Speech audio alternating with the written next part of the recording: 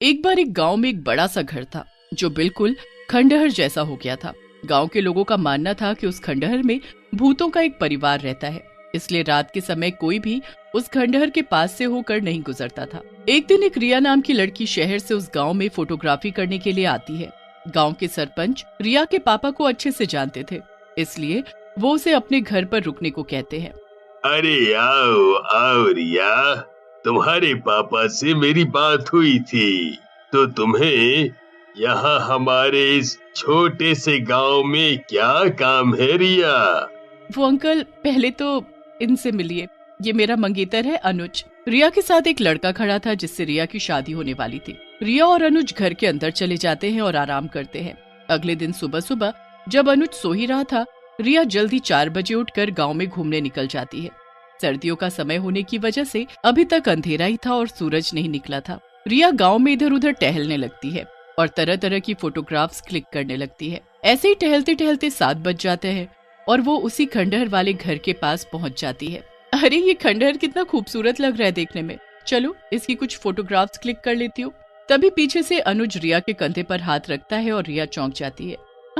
अरे अनुज, तुम यहाँ कब आए और कैसे ढूंढा तुमने मुझे? अरे रिया, मैं तो सुबह से तुम्हें ढूंढ रहा था।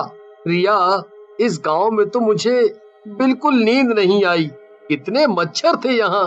और तो और ये गंदी स्मेल, ओफो, हर जगह बस गाय के गोबर की गंदी स्मेल आ रही है। हम यहाँ से कब वापस जाएंगे?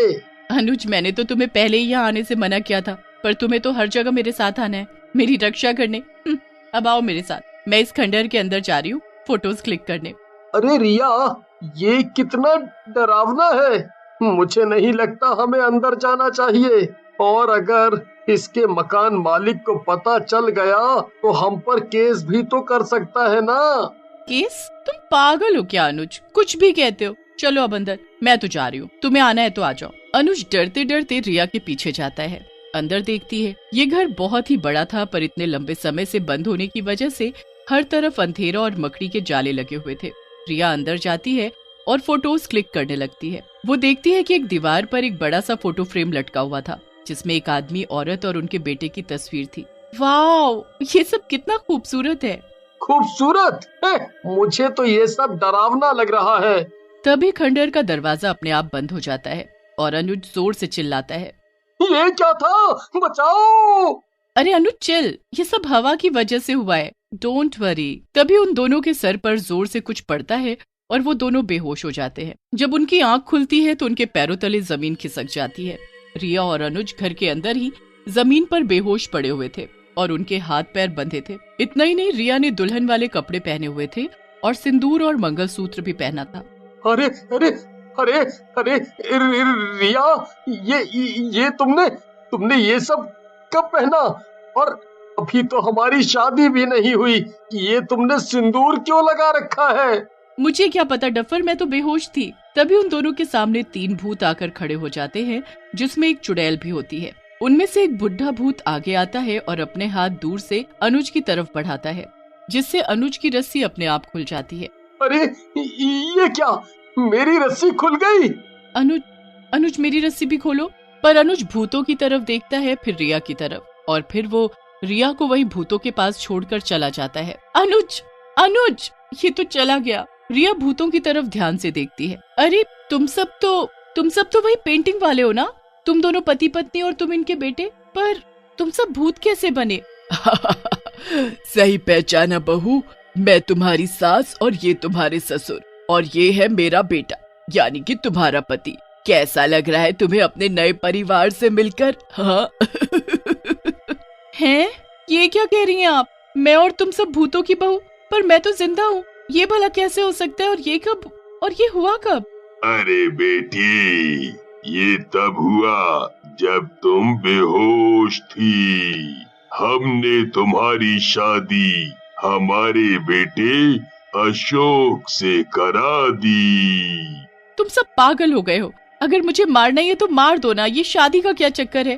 तभी अशोक कहता है, अरे रिया, हमने तुम्हें मारना थोड़ी ही है, हमें तो बस तुम्हें अपनी बहू और मेरी पत्नी बनाकर इस घर में रखना है, वो भी सिर्फ 1 महीने तक। क्या मतलब? तभी तेज हवा चलने की वजह से खिड़की जोर से खुल जाती है और ससुर भूत अपने सर को पूरा पीछे घुमा लेते हैं। रिया उन्हें इस तरह से देखकर चिल्लाती है और फिर से बेहोश हो जाती है। अरे ये क्या किया तुमने? फिर से बेहोश कर दिया बहू को। चलो जाओ यहाँ से, मैं उसे देखती हूँ।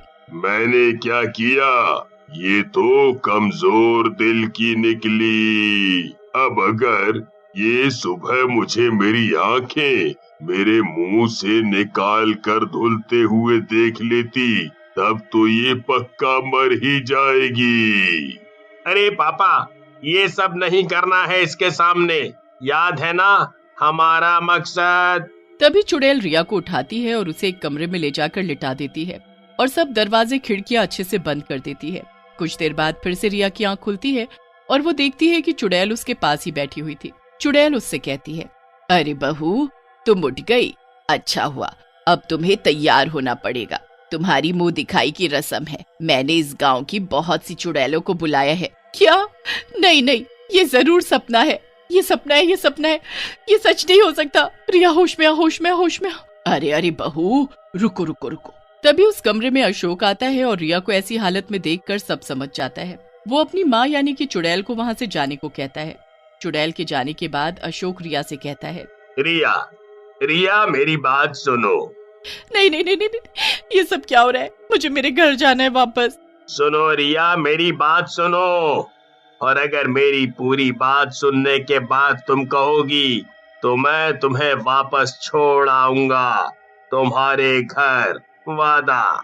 सालों पहले इस खंडहर की जगह हमारा खूबसूरत घर हुआ करता था और मैंने मेरी पढ़ाई विदेश से पूरी की थी। मेरे मम्मी पापा ने मेरी शादी एक लड़की से तय कर दी, पर उस समय हमारे सर पर पैसों का भूत सवार था। हमने उस लड़की को शादी के बाद बहुत परेशान किया, जिस वजह से उसने आत्महत्या कर ली।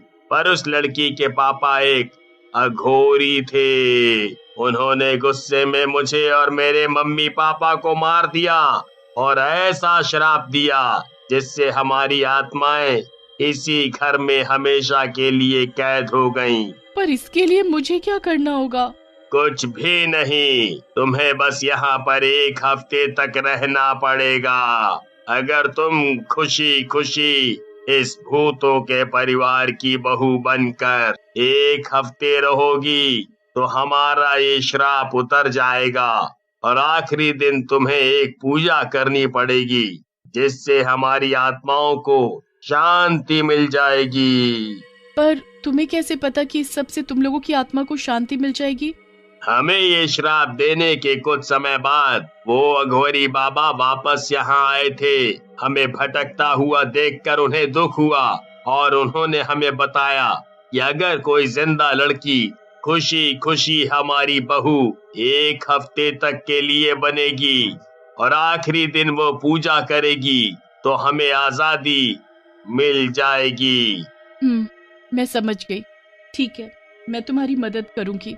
तो फिर तैयार हो जाओ अपनी मुंह दिखाई के लिए। और रिया तैयार हो जाती है। जब रिया नीचे आती है तो देखती है कि नीचे बहुत सी डरावनी आत्माएं खड़ी थीं और साथ में चुड़ैल, सास, ससुर और अशोक भी थे। रिया उनके बीचों बीच रखी एक कुर्सी पर बैठ जाती है। वो सब भूत और चुड़ैल बेहद डरावने लग रहे थे। मुंह दिखाई की रस्म के बाद सब आत्माएं खंडहर से बाहर चली जाती हैं और चुड़ैल रिया से डिनर के लिए टेबल पर बैठने को कहती है। जैसे ही रिया डाइनिंग टेबल पर बैठती है और उसकी चुड़ैल सास उसे खाना परोसती है, तभी वहाँ अशोक का भूत आता है और वो देखता है कि रिया के सामने प्लेट में कच्चा चिकन और एक मरा हुआ कुत्ता रखा हुआ था जिससे खून बह रहा था। वो रिया को कमरे में जाने को कहता है और फिर अपने मम्मी पापा से कहता है, मम्मी पापा, ये क्या किया आपने? रिया जिंदा है, वो ये सब नहीं खा सकती। मैं उसके लिए कुछ फल लेकर आया हूँ, वो ये खा सकती है। अशोक जाकर रिया को फल दे देता है और इसी तरह से 1 हफ्ता बीत जाता है। हफ्ते के आखिरी दिन रिया अशोक जैसे बताता है वैसे ही पूजा करती है और उससे अशोक और उसके मम्मी पापा की आत्मा को शांति मिल जाती है। इसी के साथ रिया भी आजाद हो जाती है। पर वो खंडहर से बाहर निकलकर अनुज से शादी नहीं करती और वापस अपने शहर चली जाती है।